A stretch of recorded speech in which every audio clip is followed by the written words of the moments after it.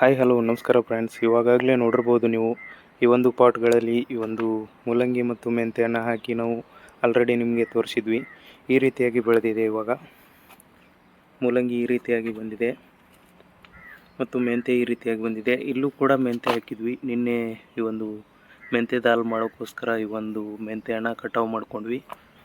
ಹಾಗೂ ಇಲ್ಲಿ ಟೊಮೆಟೊ ಬೆಳೆಗಳನ್ನು ನೋಡ್ಬೋದು ಯಾವ ರೀತಿಯಾಗಿ ಬಂದಿದೆ ಅಂತ ನೋಡ್ಬೋದು. ಆಲ್ರೆಡಿ ಒಂದು ಟೊಮೆಟೊ ಕಾಯಿ ಕೂಡ ಆಗಿದೆ, ಇಲ್ಲಿ ಬರ್ತಾ ಇದೆ ಚೆನ್ನಾಗಿ. ಮತ್ತು ಇನ್ನು ಮೆಣಸಿನಕಾಯಿ ಗಿಡಗಳು ಇನ್ನೂ ಕೂಡ ಚಿಕ್ಕದಾಗಿವೆ. ಇನ್ನು ಬದನೆ ಗಿಡಗಳು ಸಹ ಚೆನ್ನಾಗಿ ಬರ್ತಾ ಇದ್ದಾವೆ.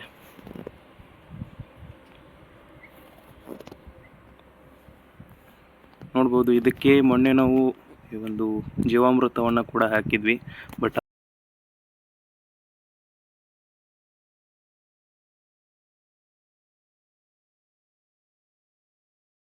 ಅವತ್ತೇ ಹೆವಿಯಾಗಿ ಮಳೆಯಾಗಿ ಎಲ್ಲ ಮಣ್ಣಿನ ಜೊತೆ ಡಿಸಾಲ್ವ್ ಆಗಿಬಿಟ್ಟಿದೆ.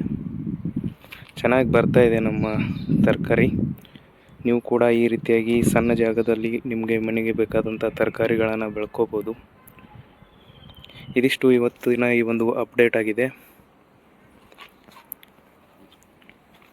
ನಿಮಗೂ ಕೂಡ ಈ ಒಂದು ರೀತಿಯ ಬೆಳೆಗಳನ್ನು ಬೆಳೆಸೋಕ್ಕೆ ಇಷ್ಟ ಆಗಿದ್ದರೆ ವಿಡಿಯೋಕ್ಕೊಂದು ಲೈಕ್ ಕೊಟ್ಟು ಶೇರ್ ಮಾಡಿ. ಹಾಗೆ ನಮ್ಮ ಚಾನಲ್ಗೆ ಸಬ್ಸ್ಕ್ರೈಬ್ ಕೂಡ ಮಾಡ್ಕೊಳ್ಳಿ. Thank you.